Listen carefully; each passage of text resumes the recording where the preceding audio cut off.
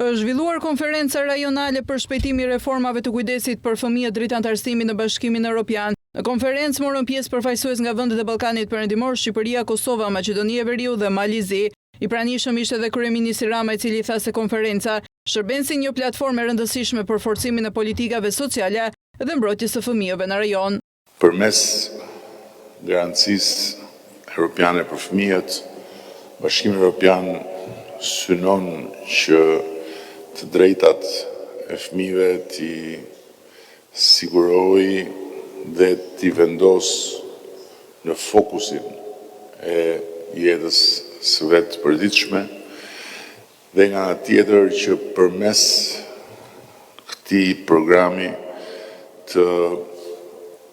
shumëfishojë të gjitha rrugët dhe të shumëfishojë të gjitha mundësitë që çdo fëmijë të jepet një shans dhe për çdo fëmijë të ketë një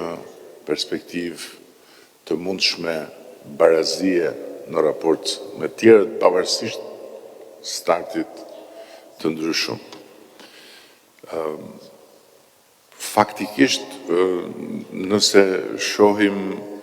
ambicien që ka ky program i garancisë europiane për fëmijët dhe i referohemi shifrave mbi të cilat programi është ndërtuar dhe argumentuar, është realisht një pasqyrë tejet kuptim plot për domosdoshmërinë e thellimit të politikbërjes në funksion të fëmijëve. Ndërkohë, ambasadori i Bashkimit Evropian në Shqipëri, Silvio Gonzato, kërkoi një vëmendje më të shtuar ndaj fëmijëve, veçanërisht ndaj atyre që përjetojnë për shpejtimin social për shkak të varfërisë apo problematikave të tjera. Ai tha se procesi i antarësimit nuk do thotë vetëm miratimi i legjislacionit, por kërkoi shndërrimin e të gjithë shoqërisë në të gjithë aspektet e saj.